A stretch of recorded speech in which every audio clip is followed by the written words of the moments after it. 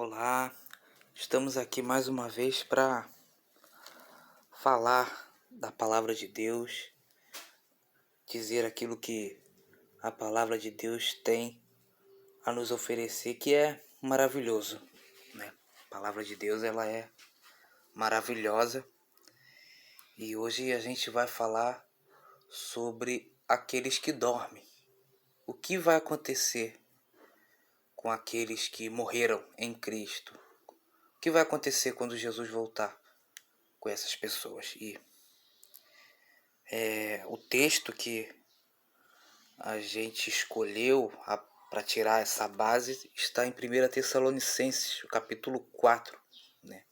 A gente vai passear por alguns versículos desse capítulo e aqui nós vamos chegar a algumas conclusões, né, da orientação que o apóstolo Paulo dá aos crentes da igreja de Tessalônica. Então, que você venha nos acompanhar nessa lição importante sobre aqueles que dormem. Mas antes de entrar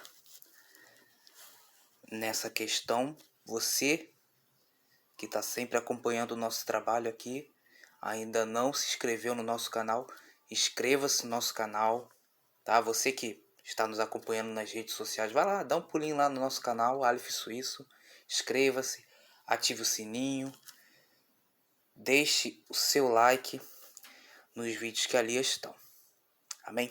Bom, a primeira carta aos Tessalonicenses vai falar muito sobre a volta de Cristo, né? E como que vai acontecer essa volta, como a igreja deve se comportar até que essa volta aconteça, e vai falar, né, daqueles que dormem, daqueles que morreram em Cristo. Então, é uma carta maravilhosa. Paulo, ele escreve essa carta para a igreja que ele plantou em sua segunda viagem missionária. Essa viagem é narrada lá em Atos, capítulo 17, você pode ir lá dar uma conferida, né? Lá vai dizer que quando Paulo chega em Tessalônica, que era a capital da Macedônia, né, por essa cidade passava um dos principais caminhos para Roma, né? O domínio da cidade era de Roma. Então a cultura romana era muito presente ali. E a cultura romana era muito diferente dos padrões de Deus, daquilo que Deus espera dos seus filhos, né? Lá havia uma sinagoga dos judeus e Paulo vai até essa sinagoga, né? Paulo passa 3 sábados debatendo com aqueles judeus a respeito da ressurreição de Jesus e dizendo que Jesus era o Cristo. E muitos ali deram ouvidos a Paulo e se juntaram a ele. E também uma grande multidão de homens e mulheres se juntou a ele e ali formaram essa igreja, a qual ele escreveu essa carta, que é uma carta de muito sentimento de Paulo por aqueles irmãos. Sentimento de amor, mas também de preocupação por causa de alguns problemas que aqueles irmãos estavam passando. E um desses problemas era uma confusão que eles estavam fazendo sobre a segunda vinda de Cristo, a volta do Mestre. Eles não estavam entendendo muito sobre esse tema e acabavam tomando algumas decisões erradas por falta de conhecimento. Então Paulo começa a dar algumas orientações importantes sobre esse tema. Ele encoraja os tessalonicenses a viverem uma vida piedosa, uma vida de santidade, a se afastarem de uma vida de impiedade, de imoralidade sexual. E ensina que uma vida piedosa consiste também em amar aos outros e a confiar em Deus. São conselhos práticos que toda a igreja deve seguir. Então, nós vamos tratar cada um desses temas aqui. Antes dele entrar nessa questão da volta de Cristo, ele começa a demonstrar um pouco com aqueles irmãos, né? Você vê aqui no versículo 1, finalmente, irmãos, nós vos rogamos e exortamos no Senhor Jesus, que como de nós recebestes, quanta maneira, porque deveis viver e agradar a Deus, e efetivamente estáis fazendo, continueis progredindo cada vez mais. Né? A palavra exortar aparece muito aqui. Né? Ele vai dizer que eles precisam progredir, amar mais, progredir no amor, progredir em como eles estão vivendo a vida cristã. Então ele vai dizer, continueis progredindo cada vez mais. Versículo 2 e 3 ele vai dizer, porque estáis inteirados de quantas instruções vos temos da parte do Senhor Jesus. Pois esta é a vontade de Deus, a vossa santificação, que vos abstenhais da prostituição. Né? Aqui ele deixa claro, né, para essas pessoas, para esses irmãos da igreja de Tessalônica, para se desvirtuar, se afastar de tudo aquilo que traz imoralidade sexual. Né? A vida sexual, né, foi criada por Deus, o relacionamento sexual foi Deus quem criou. Né? Não é um pecado a prática sexual, o prazer sexual não é pecado. São pecados quando são feitos de uma maneira errada. Né? Sexo é para dentro do casamento. Para fora do casamento não é plano de Deus.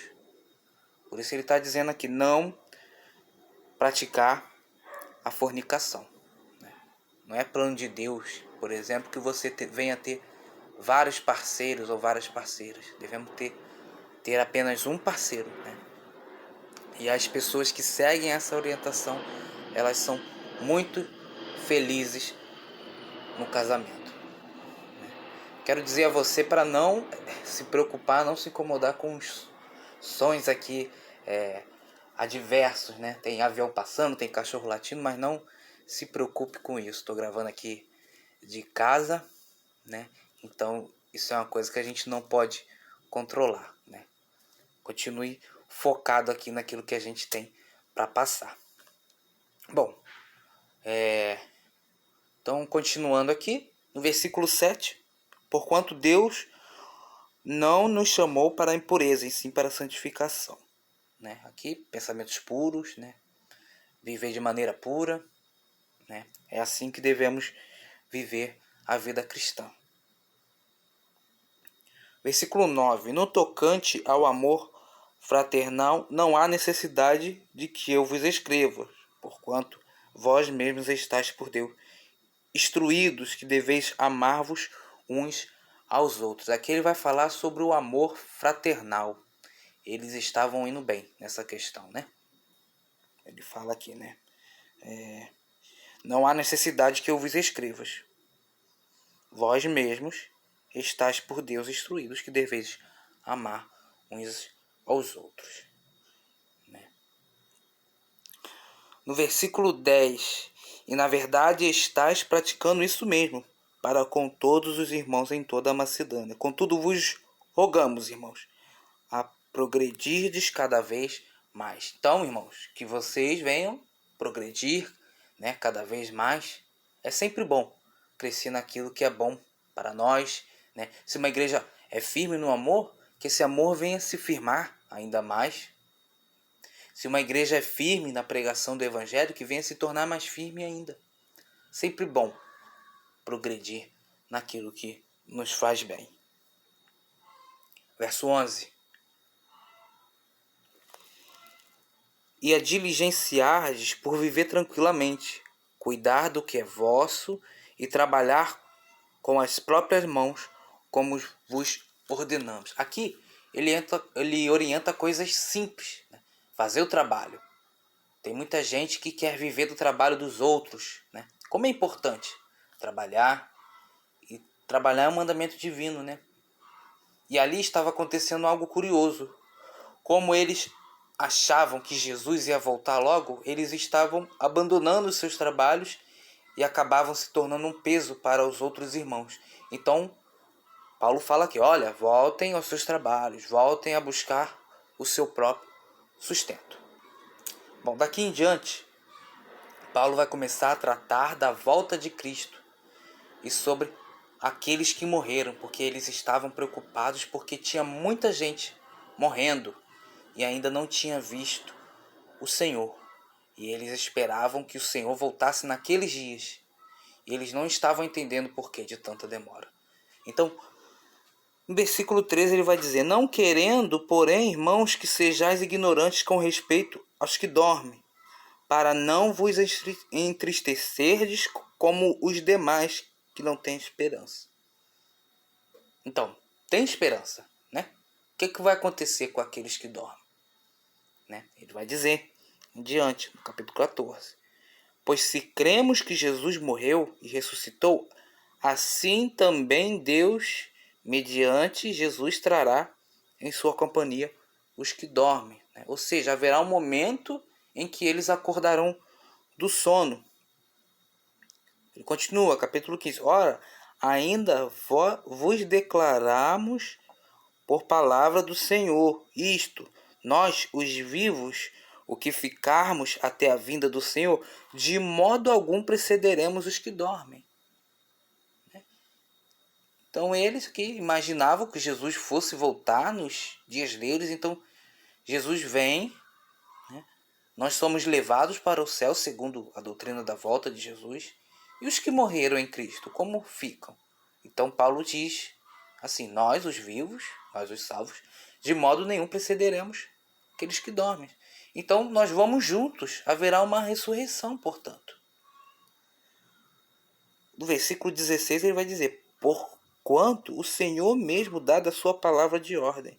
Ouvida a voz do arcanjo, a ressoar a trombeta de Deus, descerá dos céus, e os mortos em Cristo ressuscitarão primeiro. Isso é a volta de Jesus, né? Nós vamos ver milhares de anjos tocando a trombeta e Jesus voltando. E aqui ele está dizendo que os mortos ressuscitarão, porque ressuscitarão primeiro, né? Porque haverá uma segunda ressurreição, que é uma ressurreição que eu espero que nós não venhamos estar, nós que estamos em Cristo não venhamos estar presente. Mas é a primeira ressurreição, a ressurreição dos salvos, que nós, os vivos salvos, vamos nos unir, vamos subir para os céus com Jesus. E os que morreram em Cristo, né? Evidentemente. Então não é um prejuízo morrer, faz parte da vida morrer.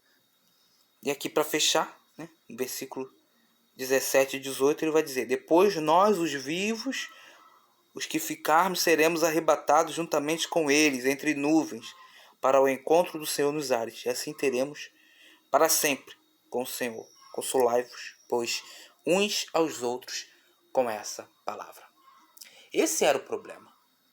Eles estavam tristes porque alguns estavam morrendo e não estavam vendo o Senhor. Eles estavam desejosos de vê-lo juntos quando Jesus voltasse. Aí ele diz: olha, não tem problema.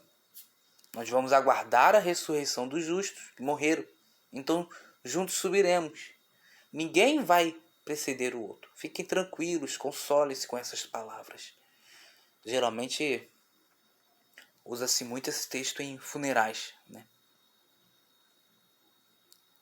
Para que a gente não fique triste, né? Como ele vai dizer lá no versículo 13, como aqueles que não têm esperança, né? Nós temos esperança, né? Nós estamos aguardando a volta de Cristo, né? E aguardando a volta do Senhor. Aqueles que estiverem vivos e os que morreram juntos vão fazer um grande grupo. Haverá a primeira ressurreição, né? A segunda ressurreição, em Apocalipse vai falar um pouquinho disso, né? A segunda ressurreição é para a morte eterna. São aqueles que não esperaram Jesus, não amaram a volta de Cristo. Então é importante amar e aguardar a volta do Senhor. É fundamental. Agora Jesus, ele vem, ressuscita aqueles que morreram com ele e juntos subiremos. Que texto confortador, né? Você perdeu alguém querido, aquele irmão querido que você tanto amava, você perdeu um ente querido que era servo do Senhor. Fique tranquilo, só aguardar a volta de Cristo. Ele será ressuscitado e subirá junto com você aos céus. Por isso que é importante a gente falar de Jesus para as pessoas, principalmente para aqueles que amamos. Porque se porventura alguém morra, ele saiba que Jesus o amou e vai morrer em Cristo. Então, consolai-vos com esta palavra. Que Deus nos abençoe.